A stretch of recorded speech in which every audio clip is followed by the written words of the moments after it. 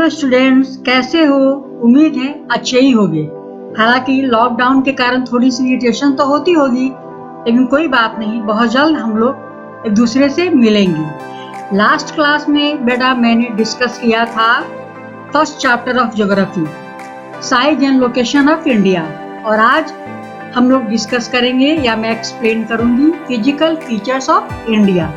जैसा कि आप जानते हो कि इंडिया एक वास्ट कंट्री है और इसका लैंड फॉर्म्स भी वैरिड है। जैसा कि आप जानते हो कि अगर हम प्लेनी एरिया में रहते हैं तो हम देखते हैं कि हमारे चारों तरफ केवल और केवल प्लेन एरिया ही है। लेकिन अगर तुम किसी हिली रीजन में रहते हो तो रग्ड सरफेस, माउंटेन्स और वैलीज वहाँ के कॉमन फीचर्स होते हैं। एक्चुअल में देखा जाए तो हमारी कंट्री के पास हर वो मेजर फीचर है जो अर्थ पर पाया जाता है, जैसे माउंटेन, प्लेट्यू, डेजर्ट, प्लेन्स और आइलैंड्स एसेट्रा एसेट्रा। इंडिया के पास ग्रेट फिजिकल वेरिएशन है और आप जानते हो कि डिफरेंट रिलीफ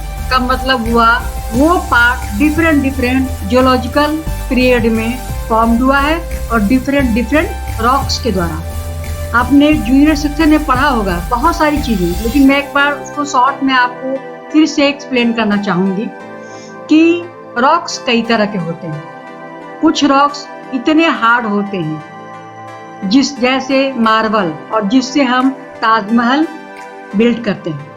दूसरी तरफ कुछ रॉक्स इतने सॉफ्ट होते हैं कि उससे हम टेल्कम पाउडर भी बनाते हैं। तो इस तरह से इंडिया भी डिफरेंट रॉक से बना हुआ है। आपने भी पढ़ा होगा कि जो जियोलॉजिकल या जो ज्योग्राफी या जो अर्थ साइंटिस्ट हैं, उन्होंने जो एविडेंस पाए, उस एविडेंस के आधार पर उन्होंने एक थ्योरी कंप्लीट की या बनाई, जिसे हम कहते हैं थ्योरी ऑफ टेक्टोनिक प्लेट। और इस थ्योरी के अकॉर्डिंग आप सब जानते हो कि अर्थ 7 मेजर प्लेट्स और सब माइनर प्लेट से बनी हुई है। और ये 7 मेजर प्लेट्स हैं: Pacific plate, African plate, Eurasian plate, Indo Australian plate, south American plate,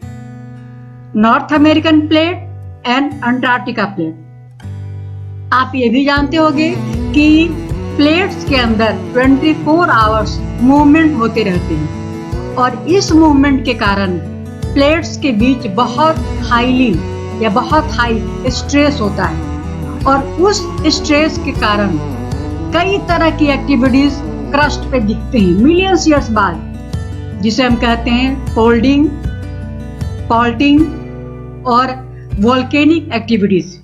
और इन्हीं तीनों को हम ब्रॉड वे में कहते हैं कन्वर्जेंट बाउंड्री, डाइवर्जेंट बाउंड्री और ट्रांसफॉर्म बाउंड्री।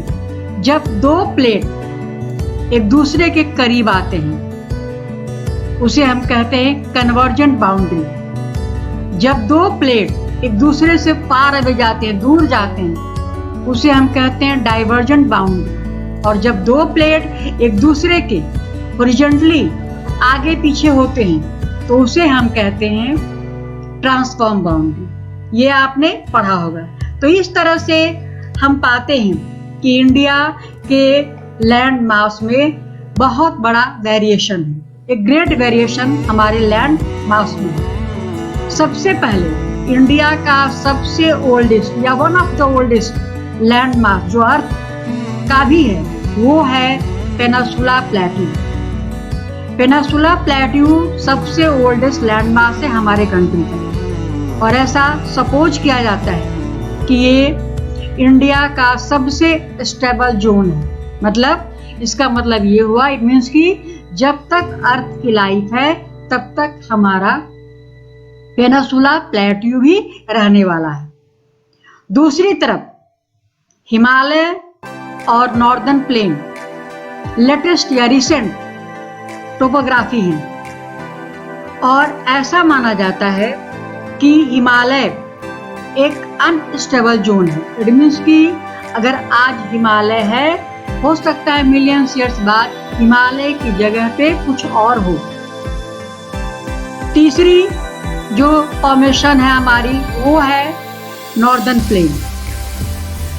नॉर्दर्न प्लेन आप जानते हो एलुवियल सॉइल से बना हुआ है, इसलिए ये एग्रीकल्चरल और इंडस्ट्रियल एक्टिविटीज के लिए सबसे बेस्ट।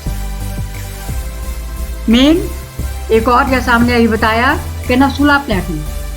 पेनिनसुला प्लेट्यू इग्नस और मेटामॉर्फिक रॉक्स के कंपोजिशन से बना है और इसमें वाइड वैली और हिल्स बड़े पैमाने पे पाए जाते हैं। अब हम देखेंगे कि हमारे कंट्री के रिलीफ को कितने डिफरेंट ग्रुप्स में डिस्ट्रीब्यूट किया गया है। तो हमारे कंट्री के 6 फीचर हैं इंपॉर्टेंट।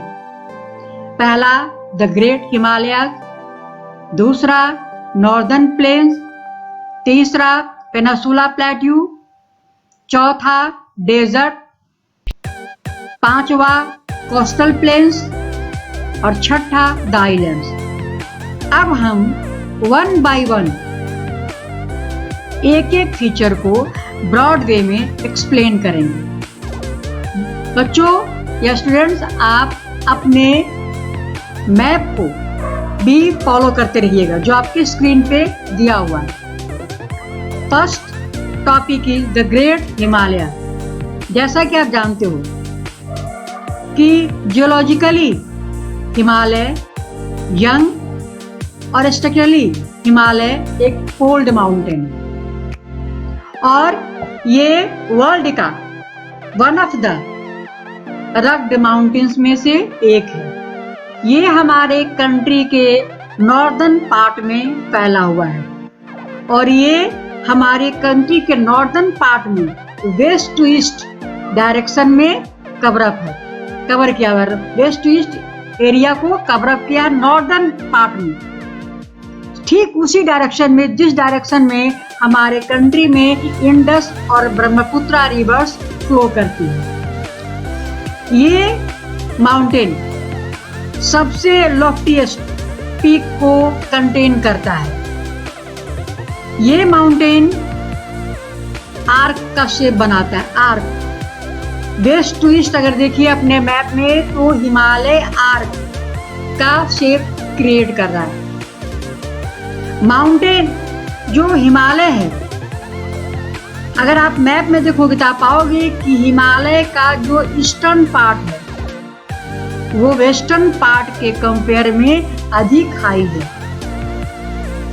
दूसरी बात कि हिमालय का जो लेंथ है फ्रॉम वेस्ट टू ईस्ट वो है 2400 किलोमीटर और इसकी विड्थ यानी कि चौड़ाई डिफरेंट एरियाज में डिफरेंट है।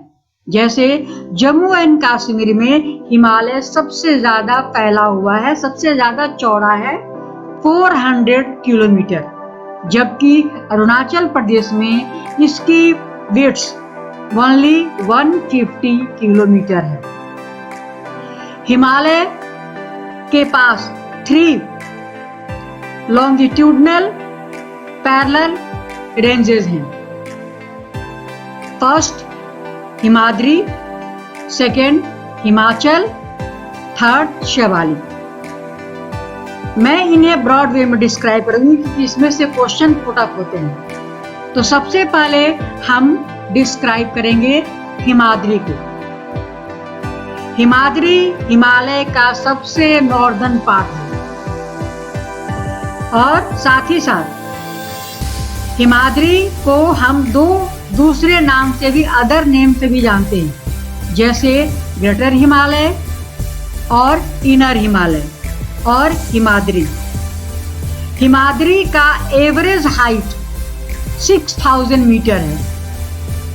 स्टूडेंट्स, एक बात मार्क करने योग्य है कि हम हिमालय के बारे में जब उसके हाइट की बात करते हैं तो हाइट को मेजर किया जाता है मीटर से और जब हम चौड़ाई यानी कि वाइडनेस की बात करते हैं तो उसको मेजर किया जाता है किलोमीटर में। तो जैसा कि हम लोग हिमाद्री के बारे में बात कर रहे थे, हिमाद्री का एवरेज हाइट 6000 मीटर्स है and all prominent peaks are found in Himadri. जैसा कि आपके स्क्रीन में दिया हुआ है, सारे फेमस पिक्स, चोटियां हमारे हिमाद्री में पाया जाता है। जैसे वर्ल्ड का loftiest peak Mount Everest, Namcha Barwa, Kangchenjunga, Nanda Devi, Nanga Parbat, etcetera etcetera. अब हिमाद्री सालों भर स्नो बाउंडेड पार्ट है हिमालय का। पेरनियल मतलब सालों भर वो स्नो बाउंडेड है। नेक्स्ट, हिमाद्री में बहुत सारे ग्लेशियर निकलते हैं। क्योंकि ये स्नो बाउंडेड है तो बहुत सारे ग्लेशियर ओरिजिनेट हिमाद्री में ही होते हैं। हिमाद्री का कोर ग्रेनाइट से बना हुआ है। अब हम दूसरे, ये हुआ हिमाद्री, अब हम उसके हिमालय के दूसरे रेंज की बात करेंगे और वो है हिमाचल। हिमाचल के बारे में जानिए। हिमाचल हिमाद्री के ठीक साउथ में लोकेटेड, यानी कि ठीक नीचे। और हिमाचल को हम लेजर हिमालय भी कहते हैं। हिमाचल का एवरेज हाइट है 3700 मीटर्स टू 4500 मीटर्स और इसकी विड्थ यानी कि इसकी चौड़ाई, वाइडनेस है 50 किलोमीटर। जिस तरह से हिमालय वर्ल्ड का वन ऑफ द या मोस्ट रग्ड माउंटेन है, उसी तरह से हिमाचल भी हिमालय के तीनों पार्ट में सबसे रग्ड पार्ट है और ये कंप्रेस्ड और अल्टर्ड रॉक से बना हुआ है। हिमाद्री का सबसे हाईएस्ट रेंज है पीर पंजाल। इसके अलावे दो और भी प्रोमिनेंट पिक्स हैं या रेंज है, जिसे हम कहते हैं धौलाधार और महाभारता। हिमाचल, याद रखिएगा, हिमाचल फेमस है हिल स्टेशन और वैलीज के लिए, जैसे Kashmir valley, Kangra valley, Kullu valley, Manali, etcetera etcetera. तो याद रखिएगा कि हिमाचल हिल स्टेशन और वैलीज के लिए फेमस है।